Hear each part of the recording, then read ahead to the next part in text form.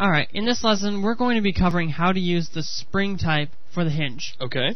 So, I mean, in the last lesson, we did kind of skim over it. Sure. But I kind of want to show you how to use it because it's a very powerful tool, and not covering it is kind of a shame. Cool. So, let's create another room and create sort of a trapdoor effect with something rolling down and it kind of tumbling through it and bouncing back and forth, that kind of thing. Okay, I think I see what you mean. Go ahead and start setting it up, and it'll probably become clear as we go. Okay. So let's create another room on the side here. Let's create our brush. Let's drag it over here. Not our that. Let's just take this brush, drag it over here. Just want to create a little doorway first. Since we have snapping on, it should work really good. It's kind of a bigger doorway than I'm thinking, but it'll work. So you're adjusting a few size parameters again? Yeah, just adjusting a little bit. Okay. Not going to get carried away this time. I believe you. Sure you do. Mm-hmm. Okay, let's move up the height just a little bit. Don't want to kind of drag it on the floor. Right. Okay, that's kind of cool. That's kind of a nice hallway. So let's dig that guy out. Kind of sticks on the default texture, but that's okay. Mm-hmm. Actually, you know what? Let me just undo that quick because I just noticed that I had it a little bit in too far. That's a lot better. So let's create another brush. Let's make this guy really, well, we want it quite a bit high. So let's set this to 512. Let's set the width to, well, let's set this to 512 too, and this guy to 256. Okay. We build that guy. Actually, my bad. Let's change this to 256 and 512 without the plus sign. Well, at least you caught it before you actually created it this time. You're getting better. I gotta give you that. Well, thank you, Zach. So let's move that guy up, and you'll see we kind of will have a kind of long room with a fairly high ceiling so that we can stage our effect. Okay. So let's dig this guy out. And actually, you know, that's looking pretty cool. And let's start actually placing our stuff in our scene. Sure. So let's go to our static mesh browser. And we already have the Scorch Bridge A up. That's in our Abaddon hardware. Abaddon, that's right. Yeah. So let's, since that's selected, let's close out our static mesh browser. Okay. And move over here and just move up a little bit. So it's going to a barrel. We're going to duplicate a barrel and have it slide down and create the effect we're looking for. Okay. So let's first create a regular static mesh. We don't want like gravity affecting it, so we'll just keep it at just as a static mesh. Sure. Let's rotate this guy around. And let's kind of scale it down a little bit. It does not need to be that big. Right, 'cause that's a pretty big mesh we got there. Yes, definitely. Maybe something around like that. Let's kind of squeeze it down a little bit. A little bit smaller. I'm kind of liking that. Let's move this guy into place.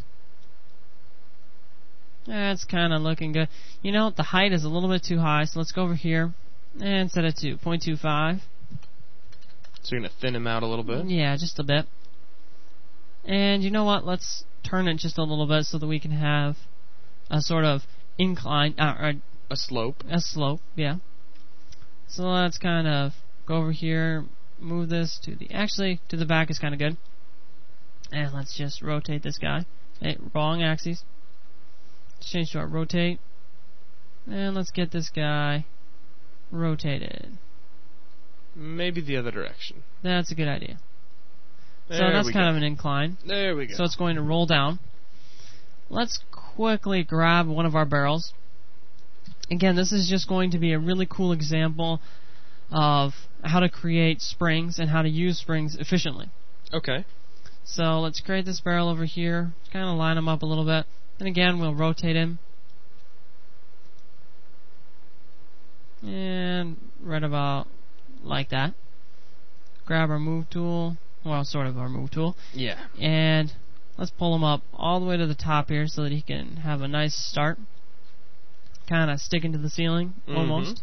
No, it looks like he fits in there pretty nicely. Yeah, he's actually fitting there pretty nice. Let's just move this down a little bit, just to make me more comfortable. Okay. Long as you're comfortable, that's what matters. Yeah, I know. So, that guy's up there.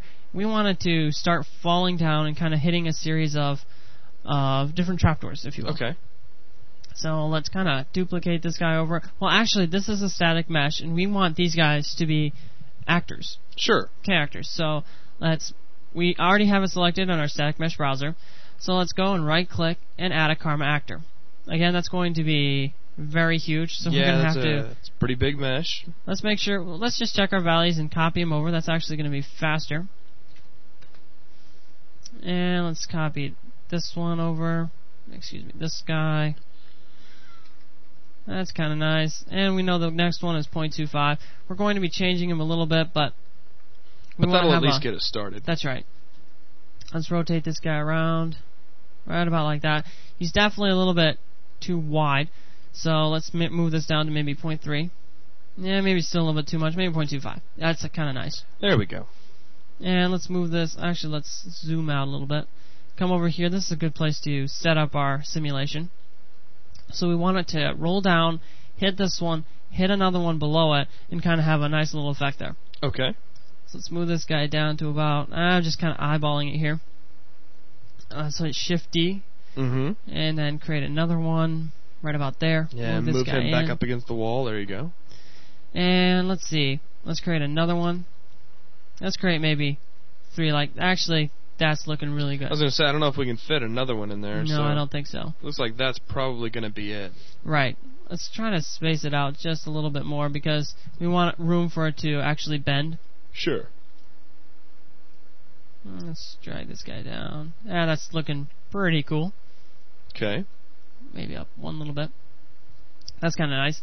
And finally, why don't we just move this guy in and stretch these guys down a little bit because we want room for them to... We're going to be hinging them right on this axis right here, so we want them to have enough room to arc down. So let's make it just a little bit smaller. Maybe 0.22. Maybe all the way down to 0.2. I know. So let's go down here, change all of these to 0.22. Okay. And change the last guy to 0.22. Now that's going to be a pretty cool effect. Let's move this guy up. Yeah, if we get all those to spring open, that should look pretty neat. Yeah. So let's go into our actor browser, and go down to K-Actor, K-Constraint, and let's select the K-Hinge, just like we did before. Okay.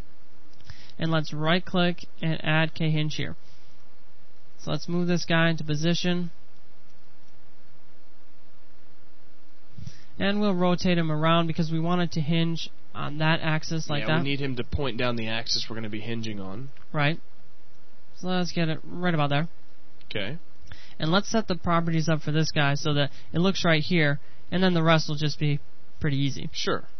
So let's set up the K constraint, and let's find this guy right there. Sometimes it has a hard time recognizing it. No big problem. Just click it again. Alright, so there we have it. And let's set the damping to something like 0.4. Okay. And let's actually set the stiffness to something rather fairly high because we want it to really bounce back into position. Sure. So actually that's looking really good. I think that's it, except for one important thing. And we need to set this to HD Springy. Okay. So I'll spring back and forth, give it a cool effect. And with that, let's copy this guy. Actually duplicate him, whichever you want to say. And move this guy over to maybe here. And duplicate him again. And copy him all the way over to here. Let's get him back into position. So now everyone has one, but we need to go in and quickly change which one they're referencing, which one they're constraining. Right. So let's clear this guy and find the one we're kind of inside right now. And go down to this guy and select him to be selecting the right guy. Be constraining the right person. I gotcha. Alright, so there we have it. And last thing, we want this barrel to kind of roll down. Mm-hmm.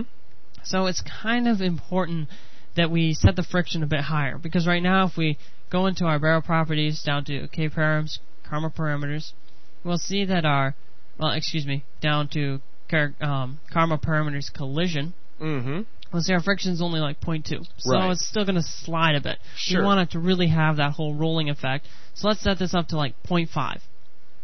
Okay. And let's exit that out. And that's really going to do it except for the ugly textures and the light. So let's quickly add that in. Add one light there. And let's just open our texture browser. Let's go to which ones we're using. And let's set these up to the ones we've been using. So let's go over here, select another one, select all the walls, and choose the one that we've been using. Go to our ceiling, and choose that one. And go to our ground, our floor. Sure. And select that one. Just select these two as well. I know it's not crucial, but it looks so much nicer. Yeah, it's really a quick thing too. So. Yeah, it doesn't really take that much effort at all. Alright, so that kind of sets it up. You know, it's such a big room, you might want to actually throw another light in there. Yeah, that's actually a good idea. Let's quickly do that. You know, you're probably right. Just a little bit brighter would be very nice. So, why don't we put one near the ground level? That sounds like a plan to me. And let's move this guy over just a little bit. To maybe there. Okay. And let's generate our light maps. That's much better. Yes, that's pretty nice. So let's look up here. And we're going to make sure that our thing doesn't start out immediately. So let's go into our parameters. And let's go down to our K-Start enabled, and that is false. So that's exactly what we want. Exactly. So now we can shoot him to actually get him going. That's right. Cool. So why don't we check this out and see if it works. So let's play the map, and just wait for it to load up. Alright. Waiting. So let's see if this works. Almost there. Now let's just go in here and start the reaction. So let's shoot our object. You'll see that it's rolling down. Oh, look at that. That's actually kind of an interesting effect. That is. So maybe we need to turn down the stiffness just a little bit to give it more of a not so stiff effect. Right. So let's exit out. And let's go into here. And let's go to each of our springs. Our hinges, excuse me. Mm-hmm. Well, they are springs. Right, they're spring-type hinges. Right. So you were right both times. Yeah. So let's set that. Just want to be accurate. Yeah. So let's set this to something like 80. That should, that's almost half. That should be really good looking. Let's add that up to 80. Okay. And let's play that out and see how it looks. Now, load really fast. It's all good. And here we go. 3, 2, 1. Alright, here we are. And let's go and shoot our barrel, and let's see if it looks a bit better.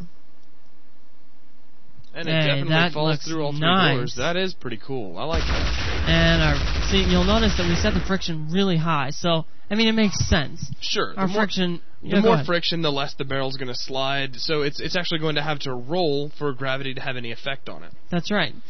Just like if you were to take a real barrel and put it on a slope, you know? Right. So let's exit this out real quick, and let's go back into Unreal Ed and just check out some of these parameters so that we make sure we understand everything that's going on. Let's go into here, Karma Constraint, and you'll see that we're showing the damping, and that really works. Mm-hmm. It's slowing it down so that it goes back into position. Right. And kind of resists change, as we were saying before. Mm-hmm. And we set this up to HT Springy, and we got the stiffness up to about 80. So, that really wraps up this lesson. I just wanted to make sure everyone knew how to use the Springy. Okay. Because, it's important.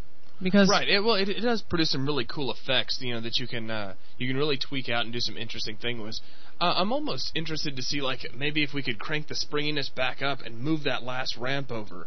So we can make things actually kind of look like they're launching the barrel and less like it's getting out of its way. Right. Okay. But, that's just me. You want to do that quick? Cool. Why don't we? All right. So let's go over here, and let's set the stiffness up higher. Okay. Let's just open up our properties, go under Karma Constraint, and let's set the stiffness back up to 150 maybe. Okay. Now let's go over to this one, and let's actually select the hinge. So it's actually the stiffness that is controlling how hard this door is going to be springing back. That's right. Okay. So let's go over here, and let's select this last one. And let's set this to 150 as well. And if I remember, you might want to take that last door down there and kind of move it closer to the far wall. Alright. So maybe just a little bit. So let's select that guy and just move them over a little bit. Maybe a little more than that. All right. Maybe even a little bit more. Yeah, that's looking pretty good. Remember to move the hinge too, I guess. Yeah, I guess that is kind of important. Yeah. Right now it really wouldn't be hinging too well. It would actually not hinge. It would, but it would just hinge from the wrong place. And that wouldn't do us any good. Right, that's not going to help at all. So what it's going to do is come down and bounce off of this guy, bounce onto this guy over here, and kind of fly over to this one. That's going to be cool. Yes, it is. So let's run this map real quick. See how it looks. Okay. Here it's coming. It's actually a lot of fun to play with all these settings. I mean, you can come up with so many cool effects. I just picked up that gun, but we're not really going to use it. And we're rolling, and pow, pow. You had that kind of spin angle when you first started up. Yeah. Let's see if we can reload the level real quick. Let's just see what we can do. Alright, so let's just exit out and make sure this is looking pretty good. Maybe I'm just going to move it over just a little bit. Excuse that. Let's select this guy.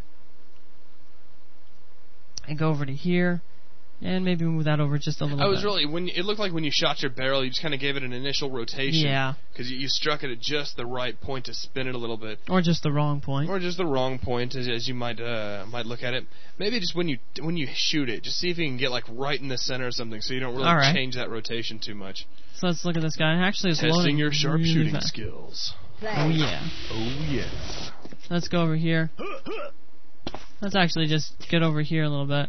Let's make sure that we get the right angle this time. Shoot it from here. And it seems I did it yet again. Oh, check it out. We kind of stopped it because you have to remember that if you shoot at a wrong angle... Well, see, this is the cool thing, though, because you're actually working with a real dynamic simulation. That's right. So let's actually switch to our weapon back here. Let's grab him. Okay. And let's blast him away. Just hopefully getting him moving a little bit. I'm thinking a shot combo might help. Yeah, if you had time to pull one up. Oh, actually, Check it out. That was pretty cool. You just need brute force, man. If you can't solve a problem with brute strength, it's not worth solving. That's right. So actually, that was a pretty cool effect. That was pretty cool. It actually bounced it from the one ledge over here over to this one and bounced it off. It's like we're building our own mousetrap inside of Unreal. That's right. Man, you could do some unbelievable stuff. I know, we're giving people such power, when they're creating their own levels, when they're doing their mods. I mean, it's great, the kind of things that people are going to be able to pull off now. It is really amazing. So with that, that really wraps up this lesson. We really got to see how the springing works. Right, we showed how to adjust it, how to tweak it, both down and back up. We showed how to take your springs and then adjust your actors so that they're actually behaving the way you need them to for your simulation. That's right. If you need a specific effect. So really, with that wraps up this lesson. Okay. Thanks, guys.